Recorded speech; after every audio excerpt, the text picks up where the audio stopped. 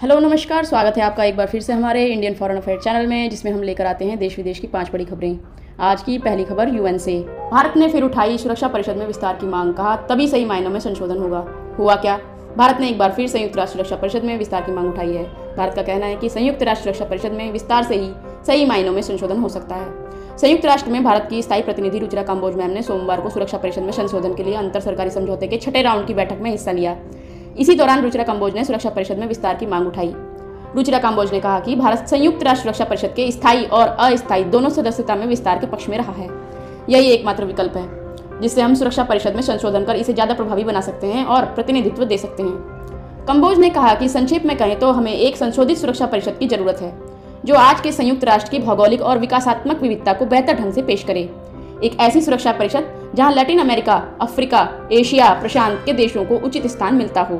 दूसरी खबर अमेरिका से। अमेरिका ने कबूल की भारत की ताकत, चीन को लेकर संसद में कह दी बड़ी बात। प्रधानमंत्री नरेंद्र मोदी की अगुवाई में भारत लगातार दुनिया में अपनी धमक जमा रहा है। इस बात को अब अमेरिका ने भी कबूल कर ली है। अमेरिकी रक्षा मंत्रालय के शीर्ष खुफिया अधिकारी ने संसद को बताया कि भारतीय फौज लगातार अपनी ताकत बढ़ा रही है। भारत चीन को पछाड़ने में लगा है और रूसी रक्षा उपकरणों से निर्भरता कम कर रहा है। अधिकारी ने बताया कि भारतीय फौज लगातार आधुनिक हो रही है। चीन से मुकाबला करने को लेकर अमेरिका की संसद में चल रही बैठक के दौरान अमेरिकी रक्षा खुफिया एजेंसी के निदेशक लेफ्टिनेंट जनरल जेफरी क्रूस बोल रहे थे। इस दौरान सदन में उन्होंने सशस्त्र सेवा समिति और खुफिया उप समिति के सदस्यों से भारत को लेकर कई बातें कही। उन्होंने कहा, भारत पिछले साल G20 शिखर सम्मेलन की अगुवाई कर खुद को वैश्विक अगुवा के रूप में प्रदर्शित किया है। उन्होंने कहा, भारत ने पूरे हिंद प्रशांत यानी इंडो पैसिफिक क्षेत्र में चीन की गतिविधियों का मुकाबला कर खुद को सक्षम साबित किया है। तीसरी खबर पाकिस्तान से। कंगाली के बावजूद परमाणु हथियारों को अपग्रेड कर रहा पाकिस्तान, वजह है भारत। अमेरिकी खुफिया अधिकारी।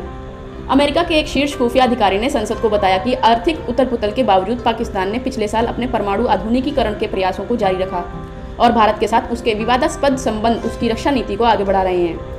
सोमवार को चीन के संबंध में हुई बैठक के दौरान रक्षा खुफिया एजेंसी के निदेशक लेफ्टिनेंट जनरल जेफरी क्रूस ने यह टिप्पणियां की। क्रूस ने सांसदों को बताया कि पाकिस्तान ने कश्मीर को लेकर भारत के साथ अपने विवाद सुलझाने के लिए संयुक्त राष्ट्र सुरक्षा परिषद और विभिन्न देशों से समर्थन मांगा है। उन्होंने कहा कि पाकिस्तान और भारत के बीच नियंत्रण रेखा पर फरवरी 2021 से एक असहज युद्ध विराम कायम है। उन्होंने कहा, पाकिस्तान ने आर्थिक उथल-पुथल के बावजूद अपने परमाणु आधुनिकीकरण प्रयासों को जारी रखा है। पिछले साल पाकिस्तानी सुरक्षा बलों और नागरिकों के खिलाफ आतंकवादी हिंसा में भी वृद्धि हुई। क्रूस ने शीर्ष अमेरिकी सांसदों को बताया कि भारत के साथ पाकिस्तान के विवादास्पद रिश्ते उसकी रक्षा नीति को प्रभावित कर रहे हैं। उन्होंने कहा कि हालांकि फरवरी 2021 में युद्ध विराम के बाद से दोनों देशों के बीच सीमा पार हिंसा में कमी आई है। चौथी खबर चाइना से।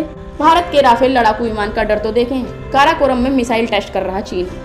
लद्दाख में तनाव के बीच चीन लगातार अपनी सैन्य शक्ति में इजाफा कर रहा है। चीन ने हाल ही में भारतीय सीमा से सटे शिनजियांग में अपनी एंटी एयरक्राफ्ट मिसाइलों के साथ लाइव फायर ड्रिल की है।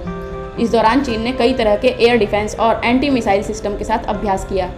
चीन के सरकारी मीडिया ग्लोबल टाइम्स ने इस अभ्यास का एक वीडियो भी जारी किया है जिसमें एक मिसाइल को लॉन्च होते हुए दिखाया गया है। यह मिसाइल चीनी HQ-9 की तरह दिख रहा है। हालांकि ग्लोबल टाइम्स ने अपनी रिपोर्ट में इसका नाम नहीं बताया है। माना जा रहा है कि चीन LAC के नज़दीक भारत के राफेल लड़ाकू विमानों की गतिविधियों से परेशान है।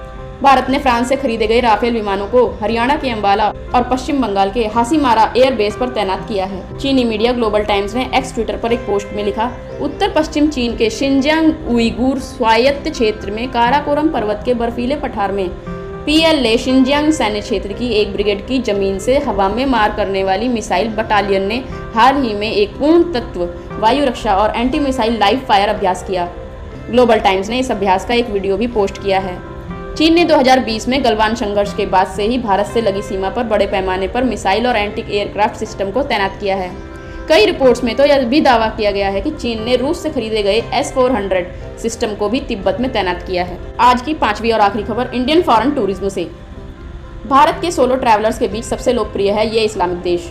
रिपोर्ट में सामने आई जानकारी। भारत के लोगों की ट्रैवल इंटरेस्ट को लेकर एक रिपोर्ट सामने आई है। रिपोर्ट में कहा गया है कि भारत के सोलो ट्रैवलर्स के बीच UAE सबसे लोकप्रिय देश है। लोग मिस्र, सिंगापुर आदि देशों में जाना भी खूब पसंद कर रहे हैं। हाल ही में सामने आई एक रिपोर्ट से पता चला है कि भारत के सोलो ट्रैवलर्स यानी अकेले ट्रिप पर जाने वाले लोग सबसे अधिक इस्लामिक देश संयुक्त अरब अमीरात UAE जाना पसंद कर रहे हैं। रिपोर्ट में कहा गया है कि भारत के सोलो ट्रैवलर्स के बीच सबसे अधिक लोकप्रिय देश यूएई, मिस्र, सिंगापुर और वियतनाम हैं। Online visa application platform Attlee's ने अपनी एक रिपोर्ट में कहा कि भारत के लगभग 65% सोलो ट्रैवलर्स ने यूएई का वीज़ा के लिए अप्लाई किया है। 60% सोलो ट्रैवलर्स मिस्र, 40% सिंगापुर और 45% वियतनाम जाना पसंद करते हैं। यह रिपोर्ट एटलीस्ट प्लेटफॉर्म पर इस साल गर्मियों में वीज़ा अप्लाई करने वाले लोगों के वीज़ा आवेदन पर आधारित। धन्यवाद।